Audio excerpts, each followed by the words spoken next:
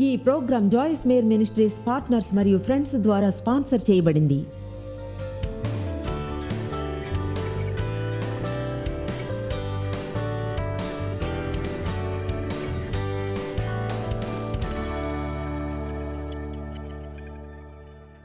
ఏమిటో నేను చెప్తాను, మనం ఒక సైన్యం.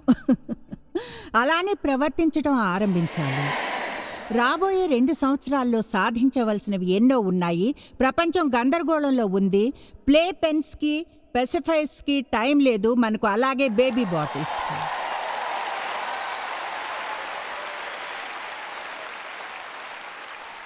స్వయం జాలి అనే దానిలోనికి ప్రవేశించి రోజంతా బాత్రూంలో కూర్చుని ఏడవడానికి టైం లేదు. ఎందుకంటే మనం వంట చేసిన భర్త అభినందించినందున.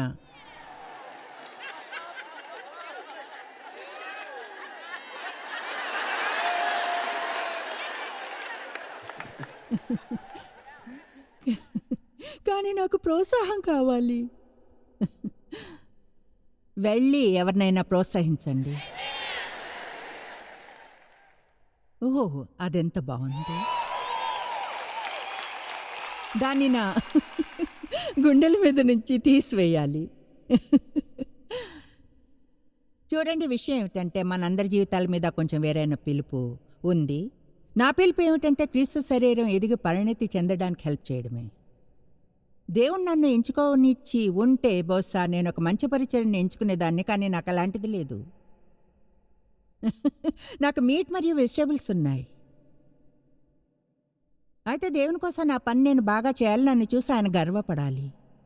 యేసు నన్ను తీసుకెళ్ళడానికి తిరిగి వచ్చేంత వరకు ఆయన మీకు నేను చెప్పాలనుకున్నది బహుశా మీరు వినాలనుకున్నది కాదు, కానీ తర్వాత అది మీకు హెల్ప్ చేస్తుంది. అదే నా పని. మనం త్వరగా ఒకసారి హెబ్రీ 5 చూద్దాం. నేను ఎక్కడి నుంచి వస్తున్నానో బహుశా మీకు తెలుసు. విషయం మీరు తెలుసుకోవాలి. ముందుగా క్రీస్తులో మీరు ఎవరు అన్నది. అయితే ఆ తరువాతది ఇప్పుడు క్రీస్తు కొరకు నేనేం చేయగలను.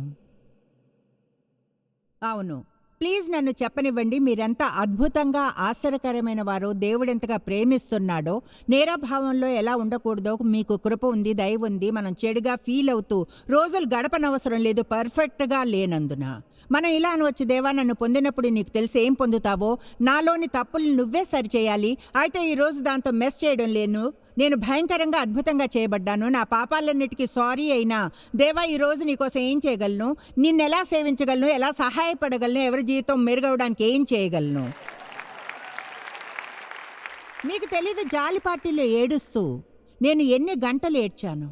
నా భర్త గోల్ఫ్ ఆడడానికి వెళ్ళారనో లేక ఫుట్బాల్ గేమ్ని చూస్తున్నారనో. అదెంత స్టూపిడ్ కదా.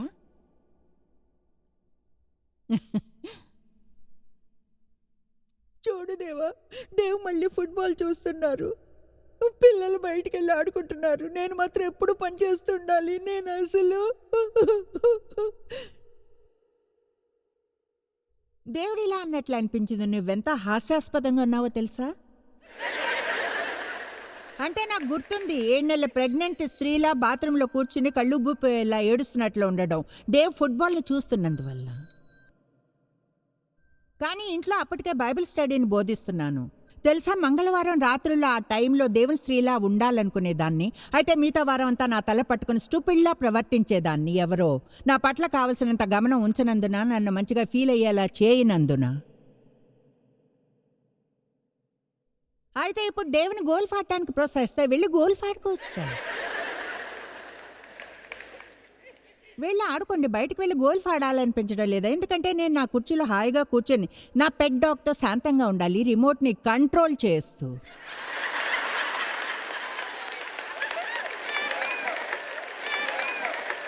అయితే తేడా ఏమిటో తెలుసా, ఇప్పుడు ఆయన నా గురించి నేను మంచిగా ఫీల్ చేయాల్సిన అవసరం లేదు. ఆయన చెప్పే దాని మీద నా ఆనందం ఆధారపడి లేదు, లేదా చేసే దాని మీద. ఎందుకంటే నేను అద్భుతంగా చేయబడ్డానని తెలుసు. నేను అద్భుతమైన దాన్ని తెలుసు. యేసు ఆ శిలువ మీద మరణించినప్పుడు నా కోసం చేసిన దాని వల్ల. హల్లెలూయా. మాయ్ గుర్తుంది, ఒక రోజున పార్కింగ్ లాట్లో గిల్ట్ గోన్ను మోసుకెళ్ళడం. ఏం చేశానో నాకు తెలీదు, కానీ ఓ 2-3 రోజులు గిల్ట్ ట్రిప్ మీద ఉన్నా. పార్కింగ్ లాట్ వెనకాల పార్క్ చేశాను. నిజంగా జాలికరంగా ఫీల్ అయ్యేలా స్టోర్ వైపుకు నడుస్తూ వెళ్ళేప్పుడు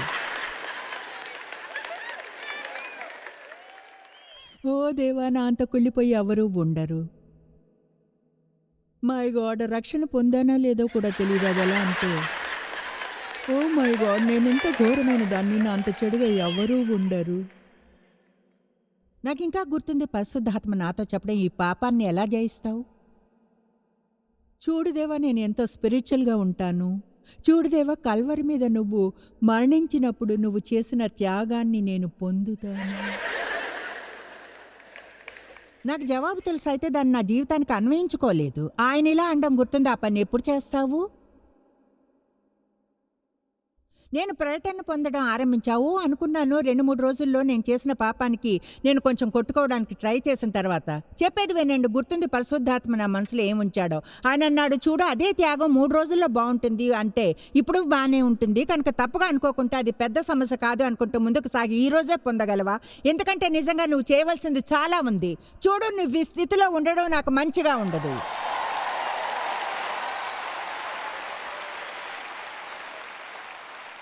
వేరే ఏ కారణానికైనా మీకు మీరు గొప్పగా అనుకోకూడదు అనుకుంటే యేసు కోసం చేయండి. యెజబెలు ఏలియాని వెంటాడుతున్నప్పుడు వెళ్ళి ఒక చెట్టు క్రింద జాలిపాటి పెట్టుకుని కూర్చుని చచ్చిపోవాలనుకునే ఏలియాలా ఉండకూడదు. చూడు చూడు, దేవుడన్నాడు, నువ్వేం చేస్తున్నావు? ఏం చేస్తున్నావు ఇప్పుడు?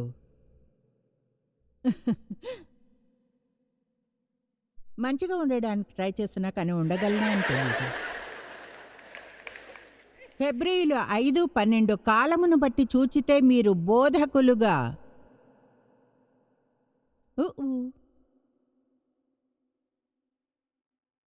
ఉండవలసిన వారై ఉండగా, దేవోక్తుల్లో మొదట మూల పాఠములను ఒకడు మీకు మరలా బోధింపవలసి వచ్చెను.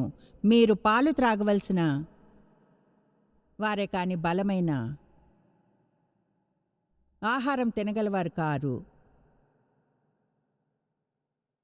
బహుశా పాలు అనేవి మంచి తీపి సందేశాలు, అయితే మాంసం మనతో డీల్ చేస్తుంది, మన కుర్చీల్లో కొంచెం అసౌకర్యంగా ఉంచుతుంది. అయితే నిజంగా దేవుని ప్రేమించే వారికి అది వారిని తర్వాత స్థాయికి కదిలిస్తుంది. ఇప్పుడు మరియు పాలు త్రాగు ప్రతివాడును శిశువే కనుక నీతి వాక్య విషయముల్లో అనుభవం లేనివాడై ఉన్నాడు. ఇప్పుడు దాన్ని అక్కడ వదిలేద్దాం. అంటే దాని అర్థం ఏంటి? ఏమంటున్నాడంటే, మనకెప్పుడు కావాల్సింది పాలే అయితే అప్పుడు మనం క్రీస్తులు ఎవరమో మనకు తెలీదు. అయితే చూడండి, నేను బలమైన నిర్ధారించే సరిచేసే సందేశాన్ని విన్నా కూడా అది నాకు చెడుగా ఫీల్ అయ్యేలా చేయదు. అది నచ్చుతుంది. నేరాభావం కలిగినా సరే నచ్చుతుంది. ఎందుకంటే క్రీస్తులో నేను ఎవరినో తెలుసు కనుక ఎవరి నుంచైనా బలమైన వాక్యాన్ని విన్నంతనే చెడుగా ఫీల్ కాను. ఎందుకంటే దేవుడే వారి ద్వారా మాట్లాడుతున్నాడని అనుకుంటా, అంతేగాని నా గురించి చెడుగా ఫీల్ అవడానికి కాదు. ఆయన క్రమశిక్షణలో పెడతాడు. ప్రేమిస్తున్నందున మన ప్రవర్తనని మనం ఎదుర్కొనేలా చేసినప్పుడు అది ఆయన మనల్ని ప్రేమిస్తున్నందునే మనం చేసేదానికంటే దాని గురించి ఎక్కువ ఉత్సాహపడాలి. దేవునికి థ్యాంక్స్, నాతో ఈరోజు డీల్ చేస్తున్నందుకు.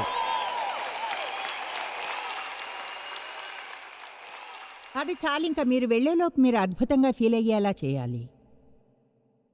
కనుక దాని దగ్గరకు తిరిగి వెళ్ళడానికి ట్రై చేస్తాను. ఇతరులతో మిమ్మల్ని పోల్చుకోవడం అనేది పూర్తిగా పూర్ణంగా వ్యర్థమైంది.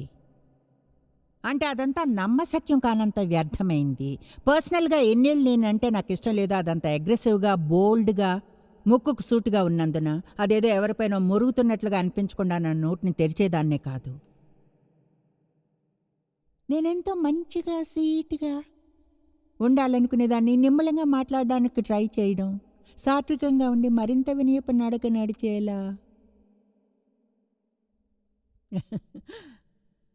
అంటే అతిశయం కాదు.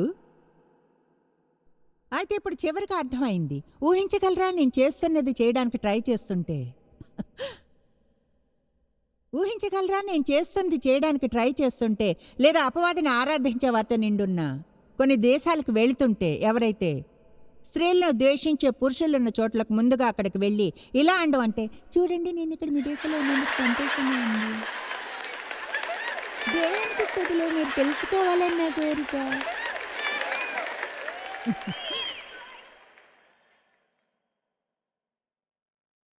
నా స్వరం అంటే నాకు ఇష్టం లేదు. ఇప్పుడు అర్థమైంది దేవుడు నాకు ఈ స్వరాన్ని ఎందుకు ఇచ్చాడు.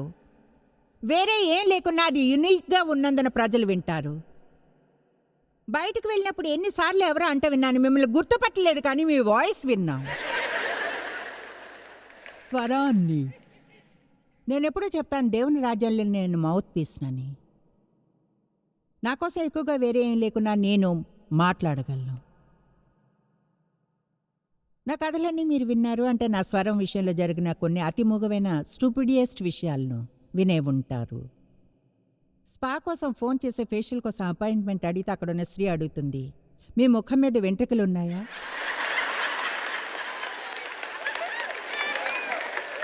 అది నాకు అర్థం కాలేదు.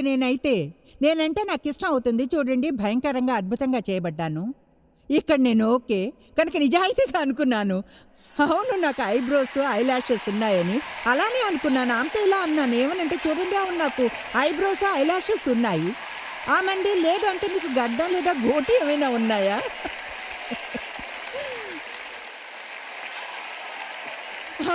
అప్పుడు అన్నాను నేను స్త్రీని అని. నేనొక స్త్రీని గంభీరంగా అన్నాను. విషయం ఏమిటో చెప్తాను. ఆ విషయంలో ఎంతో నవ్వుకున్నాను. బహుశా అన్నిటికంటే ఫన్నీ అదే. ఒకటి తెలుసా, గతంలో అయితే ఆ విషయానికి బాత్రూమ్ నేల మీద 3 రోజులు ఉండేదాన్ని. ఓ దేవా, నేను మాత్రం బహుశా నువ్వు స్వరాలు ఇచ్చినప్పుడు తప్పు లైన్లో ఉన్నానేమో. నాతో మ్యాటర్ ఏంటో అర్థం కావడం లేదు. స్త్రీని అయి ఉండి ఇలాంటి స్వరం ఎందుకు? ఇబ్బందిగా ఉంది, నిజంగా ఎంతో ఇబ్బందిగా, బహుశా హిస్టీరికల్గా. కమాన్, ఆశ్చర్యపోతారు విషయాలు మీకు ఎలా మారతాయో చూస్తే. ఆ బాధ పోతుంది. చివరికి మీరు ఇలా అన్నప్పుడు, నేను భయంకరంగా అద్భుతంగా చేయబడ్డాను, అనుకోకుండా పుట్టలేదు, తప్పు వల్ల కలగలేదు అని. నేనేదో చేయాలని దేవుడు ఉంచాడు. నిజం చెప్పాలంటే మీరు మాత్రమే చేయగలదేదో చేయడానికి దేవుడు మిమ్మల్ని చేశాడు కనుక మిమ్మల్ని జయించండి. ముందుగా మనలో ఎన్నో లోపాలు ఉన్నాయి అనుకునే విషయాలను ఒకవేళ వాటిపై గమనం ఉంచడం మానివేస్తే ఎవరు దాన్ని అసలు గుర్తించారు కూడా. అందరం వేరుగా ఉంటాం. నేను బుక్ని చదివాను, ఎన్నో చదివాను. అయితే అవును, ఎన్నో పుస్తకాలను చదివా, అది నిజం. అయితే జాన్ ఆట్బర్గ్ అనే ఒక ఆయన వ్రాసిన ఎన్నో పుస్తకాలను ఆనందించాను. ఆయన పుస్తకాల్లో ఒక దానిలో ఈ కథను చెప్పారనుకున్నాను. అదెంతో హిస్టరికల్గా ఉంది, అర్థం చేసుకోవడానికి హెల్ప్ చేస్తుంది. అవును, నాకు తెలుసు అది ఇక్కడుందని. పడుకునే టైం అది. మా అమ్మాయిని లోపల ఉంచడానికి ఆమె గదిలోనికి వెళ్ళా. ఆమె చుట్టూ సాఫ్ట్ టాయ్స్, జంతువులవి, ఇంకా అందమైన బొమ్మలున్నాయి. అప్పుడు ఆమె అందమైన స్థిరంగా ఉన్న ట్విలైట్ క్షణంలో ఉంది, కొంచెంగా నిద్రమత్తులో. నేను ఆమె మంచం మీద పక్కగా కూర్చుని ఆమె అలానే మత్తులో ఉన్నట్లు, ఎవరో హిప్నటైజ్ చేసినట్లు ఆమె చిన్ని చిన్ని కళ్ళలోనికి లోతుగా చూశాను. నా మనసులో ఉన్న చెప్పాలనుకున్నాను, నువ్వు సజీవంగా ఉన్నందుకు కృతజ్ఞతలు. నిన్నెంతగా ప్రేమిస్తున్నానో ఐడియా అయినా ఉందా స్వీటీ? నీ తండ్రిగా ఉండడం కంటే నా జీవితంలో వేరే ఏ గిఫ్టు లేదు. ఆమె నన్ను అలానే చూస్తూ తర్వాత అంది, డాడీ నువ్వంటే నాకెంతో ప్రేమ. ఆమె కళ్ళు నావి తెరిచే ఉన్నాయి, కళ్ళ నిండా నీళ్లున్నాయి. ఆమె చిన్ని చేతుల్లో మెడ చుట్టి వేసింది. మేమిద్దరం ఒకలా ఫీల్ అయ్యే వాళ్ళమే. ఆ క్షణాన్ని జీవించాం. అది మాకు హాల్మార్క్ క్షణమే. తండ్రి లాంటి ప్రేమను కురిపించి పొందాననే ఫీలింగ్తో గది బయటకు వచ్చాను. తర్వాత ఇంకో బెడ్రూమ్కి వెళ్ళాను. ఇక్కడున్న బిడ్డ చుట్టూ జంతువులు, బొమ్మలు, డాల్స్ ఉన్నాయి. వాటిలో కొన్నిటిని ఆమెకి తెలియకుండానే క్రిందకు తన్నేసింది. ఆమె అందమైన స్థిరమైన ట్వైలైట్ క్షణంలో లేదే, ఎందుకంటే ఆమెకు అది తెలియదు. ఆమెకి 2 గేర్లే ఉన్నాయి, మేలుకోవడం ఇంకా అన్కాన్షియస్గా ఉండడం. ఆమె మెటబాలిజంకి ఆన్ ఆఫ్ బటన్లున్నాయి కానీ డిమ్మర్ స్విచ్ లేదు.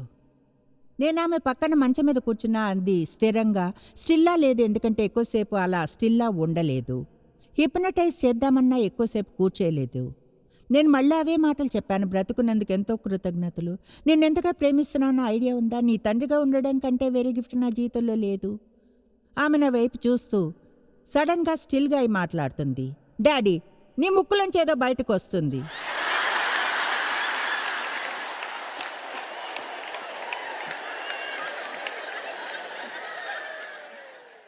ఇప్పుడు అక్కడే మనకుంది సంఘమా.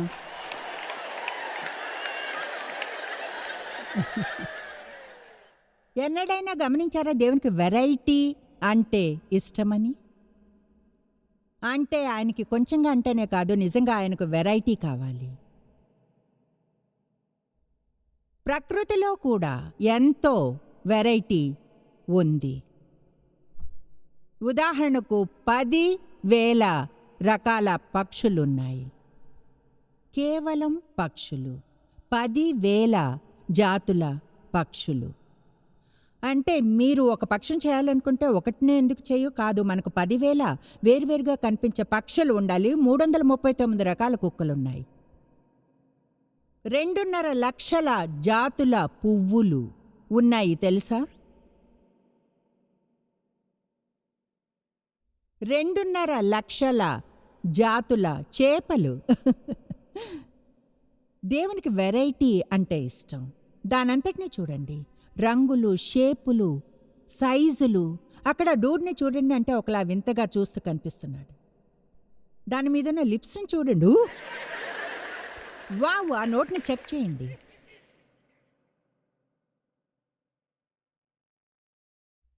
ఇరవై 20,000 జాతుల సీతాకోక చిలుకలు. ఇప్పుడు ఇది వినండి, నేను నిజమా కాదా అని దీన్ని డబుల్ చెక్ చేశాను.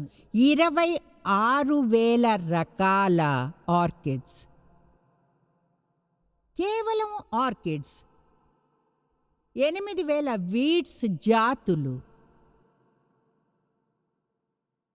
ఏమో మీరు ఒక వీడ్ అనుకోవచ్చు. వినండి, కలుపు అనేవి మంచిగా ఉండే 10 విషయాలు ఏమిటంటే మట్టి స్థిరంగా ఉండడానికి హ్యాబిటాట్, వన్యమృగాలకు ఆహారం, తుమ్మెదలకు తేనె, ఏస్థెటిక్ గుణాలు, ఆర్గానిక్ మేనర్ని పెంచుతాయి, జెనెటిక్ రిజర్వాయర్స్ని ఏర్పరుస్తాయి, హ్యూమన్ కన్సంప్షన్కి మంచివి, ఎక్కువగా ఎంప్లాయ్మెంట్ అవకాశాలను కలిగిస్తాయి, ప్రజలు వాటిని పీకివేయాలి. కనుక దేవునికి వెరైటీ అంటే ఇష్టం. మనం ఎందుకు వేరుగా ఉండాలి? అందరం ఒకేలా ఉండాలని దేవుడు ఎందుకు అనుకోడో, చూడ్డానికి ఒకేలా ప్రవర్తిస్తూ మనం ఇంకెవరిలానూ ఉండాలనుకోకుండా ఉండేలా. చూడండి, నేను ఈరోజు మా వెనక నుంచి వెళ్తుండగా నాటలీ గ్రాంట్ని విన్నాను. ఆమె స్వరానికి ఆమెను అభినందించాను. గతంలో అనేదాన్ని నేను పాడగలిగితే బాగుండు నీలా, కానీ ఈరోజు అలా అనలేదు. అన్నాను, గతంలో అయితే నీలా నేను పాడగలిగితే బాగుండు అని ఉండేదాన్ని. అయితే నిజం ఏమిటంటే నేను ఎవరినో అలా ఉండడమే నాకు ఇష్టం. ఎందుకంటే ఏం తెలుసుకున్నానో తెలుసా? ఇంకెవరో చేయగలిగినది చేయాలి అనుకునేంత వరకు వారిలో ఉన్న దాన్ని అభినందించలేను, ఎందుకంటే దాన్ని కోరుకోవడంలో బిజీగా ఉంటాను. నిజం ఏమిటంటే దేవుడు ఆమెలో ఈ వరాన్ని ఇచ్చింది మనం ఆనందించాలి అని, అంతకని అసూయపడుతూ మనం అలా చేయాలనుకోవడం కాదు. తెలుసా, నా వరం నాకంటే కూడా మీకే ఎక్కువ లాభకరం. అది నా చేత పని చేయిస్తుంది. చాలామంది అనుకుంటారు, ఓ మీరు చేసే పని చేస్తే ఎంత బాగుంటుంది, చూడండి ఏదైనా పొందడానికి మేము చేసేది మీరు చేయాలని అనుకుంటారా? ఇంకో విషయం, దేవుడు మీరు ఏదైనా చేయగలిగేలా చేస్తే దాంతోపాటు వేరే ఎన్నో విషయాలు ఉంటాయి. చూడండి, అందరం వేరువేరుగా ఉంటాం. ఓ 10 మంది స్త్రీలను పిలుద్దాం. మనందరం ఎంతో వేరువేరుగా ఉంటాం. మనం గుర్తించాలి మన సొంత విధానంలో ప్రతి ఒక్కరం దేవునికి వేరువేరుగా అందంగా ఉంటామని. చూద్దామా? మీరు ఇక్కడ పైకి వచ్చి నిలబడండి, అందరూ చూడగలిగేలా. మీరు ఇక్కడ పైన ముందుకు రండి, మొదటి వరుసలోకి. అందరూ క్రింద ఉండలేరా? చూడండి, ఎవరైనా దారి చూపించాలి. All right, come on. Okay, ఇప్పుడు వినండి. వీరిలో 2 స్త్రీలు కూడా కొంచెమైనా ఒకలా కనిపించడం లేదవునా? కొంచెం కూడా. అటు చూడండి, మీరు టాల్గా ఉన్నవారిని తీసుకొచ్చాం. ఈమె రోజ్, ఈమె పేరు రోజ్, డేవ్ సెక్రటరీ. డేవ్తో పాటు కూర్చున్నప్పుడు కళ్ళలో కళ్ళు పెట్టి చూసి నిల్చుంటుంది. ఆమేన్. ఇక్కడ ఇంకో అందమైన ఆవిడ ఉంది. ఈమె హెయిర్ న్యాచురల్గా ఉంది. మీరు నా దాన్ని చూడలేరు, అయితే ఇది ఈమెది. మనకు బ్రౌన్ హెయిర్ ఉంటుంది, blondish brown hair, blond hair, dark hair, black hair, తర్వాత మనకి అందమైన పొడివాటి ఉంగరాల జుట్టు. ఒక గదిలో అందరినీ ఆకర్షించేది జాకీ. నాకు 30 ఏళ్ళుగా తెలుసు. ఎప్పుడు తన జుట్టుని స్ట్రైటన్ చేయడానికి ట్రై చేస్తుంది. చూడండి, ఆశ్చర్యంగా ఉంది. వావ్! మీరు లేచి అలా చేసి తర్వాత మీ పని చూసుకోవాలని అనుకోరా? అయితే విషయం ఏమిటంటే, ఒకసారి నన్ను చూడండి స్త్రీలు, మీకున్నదేదో ఉంది, దాంతోనే డీల్ చేయండి. నేను అన్నాను, మీకేముందో అదే ఉంది, దాంతోనే డీల్ చేయండి. మీరు అనవచ్చు, నాకేముందో అది నాకు నచ్చదు, దాని అర్థం మీరు ఇంకేదో పొందుతారని కాదు. తెలుసా, ఈ వారం నిజంగా నాకు చెప్పాలనిపించింది ఇదే, తర్వాత చెప్పాలనుకున్నది నా మనసులో ఉంది. మీ శరీరం గురించి ఏదైనా ఉంటే, మీ జుట్టు, మీ ఇది, మీ అది, మీకు నచ్చనిది, దాని గురించి ఏమైనా చేయడానికి వెళ్తే చేయండి. ఇప్పుడు నాకు తెల్ల జుట్టు ఉండడం ఇష్టం లేదు, ఎందుకంటే నాకు 70 ఏళ్ళు వచ్చినా తెల్ల జుట్టుతో కనిపించాలనుకోను. కనుక దాని గురించి ఏమైనా చేయగలను, కనుక చేస్తాను. అయితే మీరు చేయలేకుంటే, ఒకవేళ మీ జీవితంలో దేని గురించి అయినా ఏమీ చేయలేనిది ఉంటే, అప్పుడు మీరు దాన్ని అంగీకరించి కావగలించుకోవాలని చెప్తున్నాను. ఈరోజు మీరంతా వెళ్ళవచ్చును. Thank you. వీళ్ళు అందంగా ఉన్నారు కదా, అందరి కోసం చప్పట్లు కొట్టండి.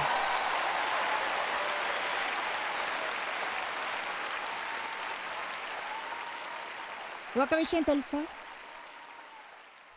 బహుశా ఇది ఎంబ్రాయిడరీ అనుకుంటాను, లేదా క్రాస్ స్టిచ్. మా అమ్మాయికి క్రాస్ స్టిచ్ వచ్చు. ఇప్పుడు చూడండి, ఇది ఇప్పుడు లోపలి వైపు.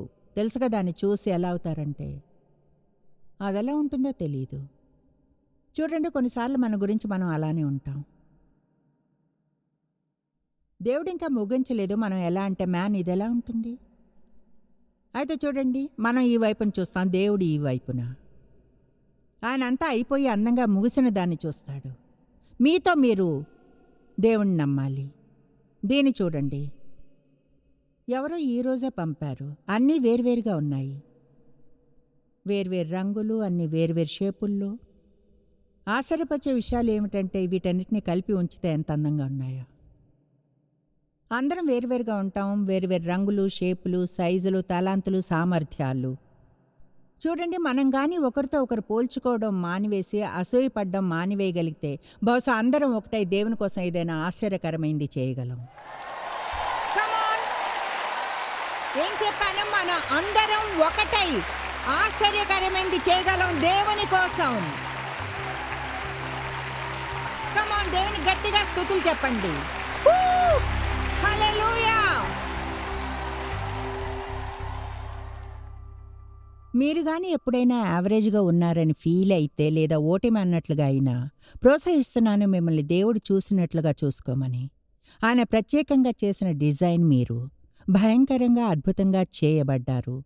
కీర్తనలు 139:14 చెప్తుంది, నీవు నన్ను కలుగు చేసిన విధము చూడగా భయమును ఆశ్చర్యమును పుట్టుచున్నవి నాకు.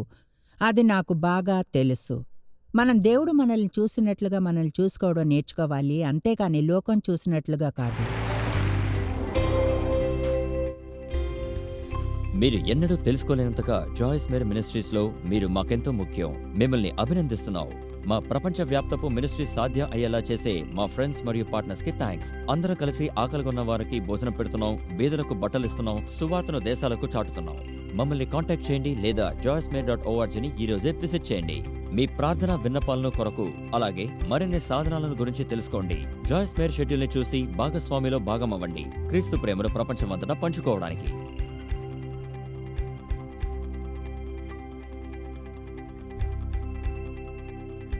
ఈ program Joyce Meyer Ministries partners మరియు ఫ్రెండ్స్ ద్వారా స్పాన్సర్ చేయబడింది.